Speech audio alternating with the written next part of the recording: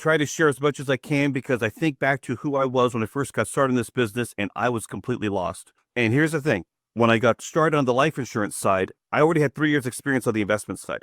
I had my Series 7, 66, my insurance license, and I had finished my CHFC designation. I got started in a mutual insurance company thinking I'm a sponge. Just teach me everything I need to know. The only thing I didn't really have was a pre-built network. I did not have necessarily a message to get out there. And I'm also thinking, if you really want to show your value to me as a new agent in the agency, show me why you're worth me bringing in my friends and family. Until then, give me the skills, give me everything that I need. And I fell flat on my face. This was December 2007. So we know what happened the next year, 2008, and everything kind of fell apart economically. And it also happened to me as well personally. I got a divorce because of this business. That's how badly I fell on my face. And unfortunately, either my mindset was at fault, lack of training and understanding might have been at fault. I like to think that I'm a good student, that if someone was willing to actually teach the right things, that I would have taken it. I actually had the first couple of months, one of the past presidents of $1 Million Roundtables was in our agency.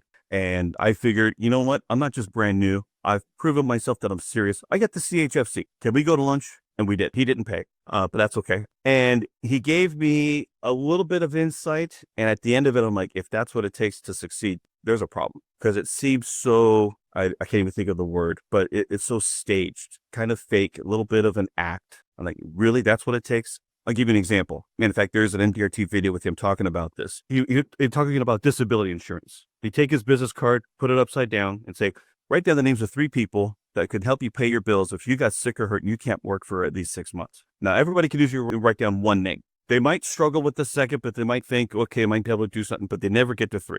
And he said, I know a guy. He turns the card over. I'm like, okay, that's gotcha a little bit, but I'm like, that is not consulting. That is not planning. That is not advice. That's a gimmick. And if there's anything that I can't stand, it's gimmicks. I hate being greedy. I hate being needy. I hate being creepy. Give me something that's sincere. Show me how I could be of service to someone else, that I can be looking out for their best interest. And in so doing, I could take care of my interests at the exact same time. And if you can show me how to position myself that way, I'll do it all day long. I found some language that helped me with that. And we had our sales training on Wednesday mornings. And I got this from Burt Mizell. He used to write for the back cover of, I think it was either Advisor Today, for NAFA Advisor Today, or the Life Insurance Selling Magazine. It was one of those. And he had come up with something called the 5 Ways Out of Business. And by the way, I still love this language, but I shared this and the GA said, no, that's terrible. What's wrong with it? I like being bold for the benefit of the client, for the benefit of the other person. Here's the 5 ways out of business.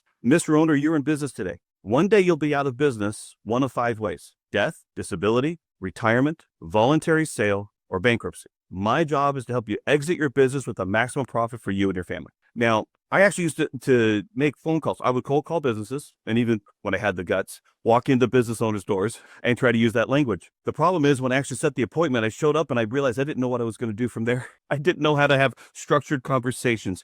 I did not know how to lead with proper questions to help people understand the decision-making that they've already made. I never understood some of these things. There's so many little nuances that once you've got this mindset dialed in, the business is so much easier. But until we have that mindset put in there, and once we know how to think properly, and we're talking about not what to think, but the principles of proper thinking to become a great producer, until you have that, you're going to be lost. And you're going to be dependent on leads and everybody else's words and trying to find some other new selling system. Everything has a place, everything has value. But until you find your own voice and you find your conviction behind that voice, you're going to struggle in some way, shape, or form. You're not going to reach your full potential till you find that voice.